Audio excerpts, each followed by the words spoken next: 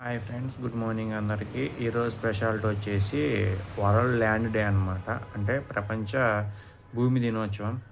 భూమి means nothing but మనకు తెలిసిందే. మనం వ్యవసాయం చేయాలన్నా, మనం నడవాలన్నా, మనం ఏమన్నా గోల్డ్ మైన్స్ లైక్ గోల్డ్ తీసుకోవాలన్నా, కిరోసిన్, పెట్రోల్ ఇవన్నీ మనకి ఎర్త్ నుంచి వస్తాయి అన్నమాట.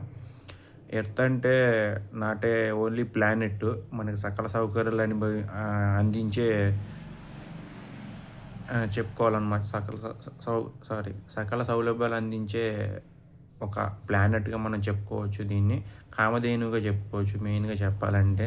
ఎందుకంటే భూమి లోపల మనకు తెలియని ఎన్నో మినరల్స్ ఉంటాయి. లైక్ బాక్సైట్ కావచ్చు, లేదంటే గోల్డ్ కావచ్చు, ప్లాటినమ్స్ కావచ్చు, డైమండ్స్ ఇవన్నీ గోల్డ్ మనకి భూమిలో నుంచి వస్తాయన్నమాట.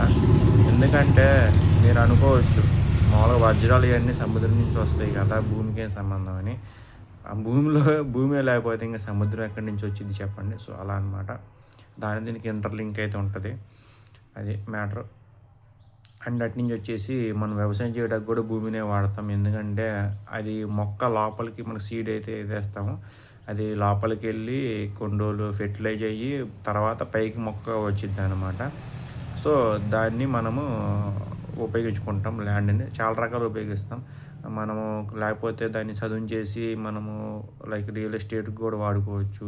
అంటే వేరే వాళ్ళకి అమ్మడానికి, అంటే అపార్ట్మెంట్స్, హౌసెస్ కట్టి రెంట్స్కి ఇవ్వచ్చు, లేదంటే అమ్మేయచ్చు. ఇట్లా చాలా రకాల మన భూమి అయితే చాలా రకాల సౌలభ్యాలు వచ్చింది, సౌకర్యాలు వచ్చింది మనకి. కానీ మనం భూమికి ఏమి ఇస్తున్నాం, అది మెయిన్ క్వశ్చన్. ఇంత మనకి ఇస్తుంది భూమి, కానీ మనం భూమికి ఏమి ఇస్తున్నామో తెలుసా?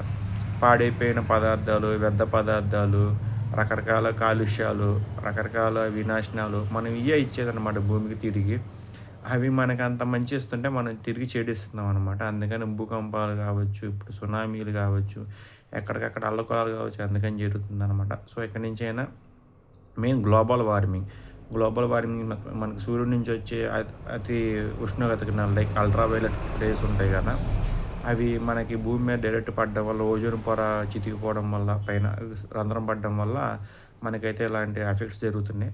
సో మనము దానివల్ల మంచు కరిగిపోయి సముద్రాలకు పడడం, సముద్ర మట్టాలు పెరిగిపోవడం, అవి ఎక్కువ నీళ్ళు రావడం ఇలా జరుగుతుందన్నమాట. సో మన చేతిలోనే అంతా ఉంది. సో యానిమల్స్ కంటే డేంజరస్ ఎవరంటే ఇప్పుడు హ్యూమన్సే అన్నమాట. అలా తయారయ్యారు.